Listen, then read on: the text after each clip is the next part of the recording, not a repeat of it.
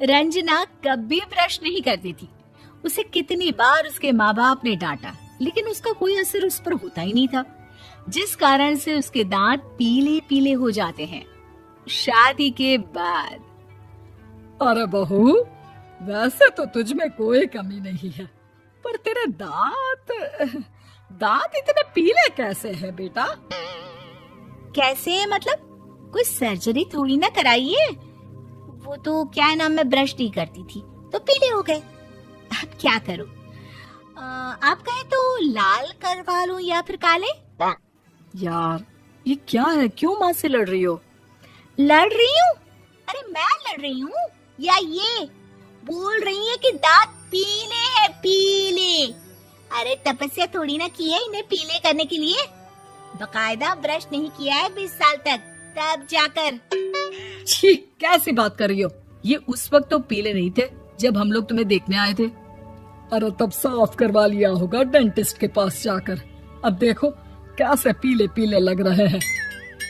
रंजना सास की तरफ गुस्से से देखती है। फिर शुरू हो गई पीले पीले पीले। अरे पीले तो तब भी थे जब मेरे हाथ का रसगुल्ला उड़ा उड़ा कर खा रही थी और बोल रही थी, लड़की नहीं गुणों का खजाना दे रहे भाई साहब आप। खैर, अब वो लोग करते भी तो क्या करते, पीले दांत वाली बहू पल्ले पड़ी थी तो झेलना तो था ही। एक दिन कीर्तन में रंजना गाना गा रही थी। अरे कमला बहन, माँ का द्वार है, यहाँ तो सब शुद्ध होकर आते हैं, फिर अपनी बहू को ब्रश भी नहीं करवाती तुम। दूर से पीले पीले दांत भक्ति में बाधा उत्पन्न कर रहे हैं। अरे कोई 2 साल के बच्चे थोड़ी ना लेकर आई हूँ मैं बहू बनाकर। अच्छी खासी लड़की है, अरे कैसे करवाऊं ब्रश? ये तो उसे खुद करना चाहिए ना। अब माँ बाप तो इसके जैसे तैसे निपटा दिए, ये नहीं सोचा कि सास कैसे संभालेगी। सास बहू को लेकर घर आ जाती है, लेकिन सोच लेती है कि अब इसे लेकर कहीं नहीं जाएगी। अगले रोज बहू कहती है, अरे क्या हो गया, मंदिर नहीं जाना क्या? कीर्तन का वक्त हो रहा है। मेरी मधुर वाणी से कान्हा जी जागते हैं और सोते हैं। आप तो जानती है ना उनकी भक्ति में कितना मन लगता है मेरा।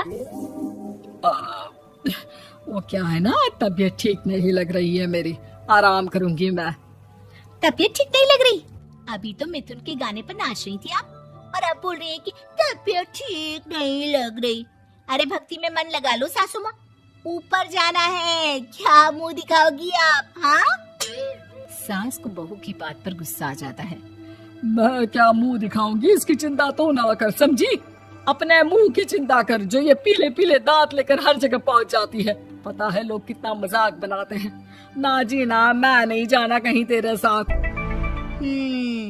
तो ये बात है। कोई ना, मत जाओ, मैं अपने कमरे में ही बैठकर भक्ति कर लूंगी। ऊपर वाला दांत थोड़ी ना देखता है, मन देखता है, भावना देखता है। और अरे बस बस, तू सब कुछ दिखा, बस ये सफेद चमकदार दांत ना दिखाना किसी को, है? जा यहाँ से। बहू को सास की बात का कोई फर्क नहीं पड़ता, वो तो जैसी थी वैसी ही रह जाती है। सुबह नहाकर किचन में खाना बनाना, फिर खाना खाना, कीर्तन भजन करना और सो जाना। एक दिन, माँ जी मैं सहेली के घर जा रही हूँ, शाम को लेट आऊंगी। हाँ हाँ तो जाना, मैंने कौन सा तेरी आरती करनी है घर पर बैठकर। रंजना सहेली के घर जाती है, जहाँ वो पार्टी में जाने की तैयारी कर रही होती है।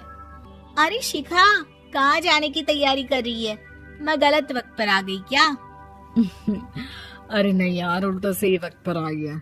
मैंने ये साड़ी और ज्वेलरी निकाली है यार, शाम को इनके ऑफिस की एक पार्टी में जाना है। बताना कैसा लग रहा है ये सब? नहीं यार, इस ड्रेस के साथ तो वो वाली ज्वेलरी अच्छी लगेगी। हाँ हाँ सही बोल रही है, मैंने ध्यान ही नहीं दिया। वैसे तो हमेशा से मस्त फैशन सेंस रखती है। तो बड़ा जाती होगी ना पति के साथ पार्टी में। रंजना कुछ नहीं बोलती, बस सोचती है कि यार काश ये बात सही हो जाती, पर मैं क्यों नहीं जाती पार्टी में? क्या इन लोगों की कोई पार्टी होती नहीं होगी? रंजना घर आती है और रात में पति से सवाल करती है, एक बात बताइए, आप मुझे किसी पार्टी में क्यों नहीं ले जाते? क्या आपकी यहाँ ऑफिस में पार्टी नहीं होती? पति बेचारा क्या कहता कि दांत पीले हैं तुम्हारे इसलिए। अरे कोई पार्टी होती नहीं हम लोगों के ऑफिस में, तो कहाँ से लेकर जाऊं? और मार्केट, मॉल, कहीं वीकेंड घूमना, कहीं तो। अरे यार, सारे हफ्ते में एक छुट्टी मिलती है, तो सोचता हूँ कि आराम ही कर लूं। क्यों? रंजना मन मार के रह जाती है। पहले कभी सास के साथ मंदिर जाया करती थी, लेकिन वो भी सास ने ले जाना बंद कर दिया। घर बैठी बैठी रंजना बोर हो जाती है। तभी उसे आइडिया आता है और वो मायके जाने का सोचती है। सासू माँ, 2 दिनों के लिए मम्मी के घर जा रही हूँ। अच्छा ठीक है, आराम से जा। और हाँ, माँ से कुछ अच्छी आदत सीख कर आना कि कैसे शरीर के हर भाग की तरह दांतों की सफाई भी जरूरी होती है, समझी? शुरू हो गई ना आप। वो लोग आपकी तरह नहीं है कि छोटी छोटी बात का बतंगड़ बना दे। उन लोगों के लिए मैं मायने रखती हूँ, ना कि मेरे पीले पीले दांत। रंजना माँ को बिना बताए उन लोगों को सरप्राइज देती है, लेकिन जैसे ही वो दरवाजे पर पहुंचती है, अंदर देखती है कि घर वाले कहीं जा रहे होते हैं।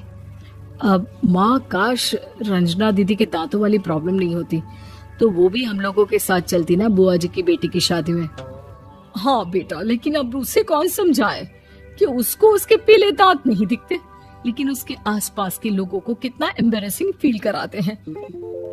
मुझे तो कितनी बार उसके स्कूल की टीचर ने शिकायत की कि उसके साथ कोई लड़की बैठना भी नहीं चाहती, और ना ही कॉलेज में कोई उससे बात करना चाहता था। लेकिन पता नहीं क्यों उसे ये बात समझ में ही नहीं आती। कोई कमी नहीं है उस लड़की में, बस यही कि दांत पीले हैं। वो तो भला हो जीजा जी और उनकी माँ का, जो दीदी को जैसी है वैसे ही रखा हुआ है। रंजना को अपने घर वालों की बात सुनकर बहुत दुख होता है। वो सोचती है कि वो क्या करे, लेकिन फिर वो सीधा डेंटिस्ट के पास जाती है, अपने दांत चमकाती है और कसम खाती है कि वो रोज ब्रश करेगी। अरे क्या हो गया? तुम तो 2 दिनों के लिए गई थी ना। पर कोई ना, अच्छा है, चलो आ गई तो।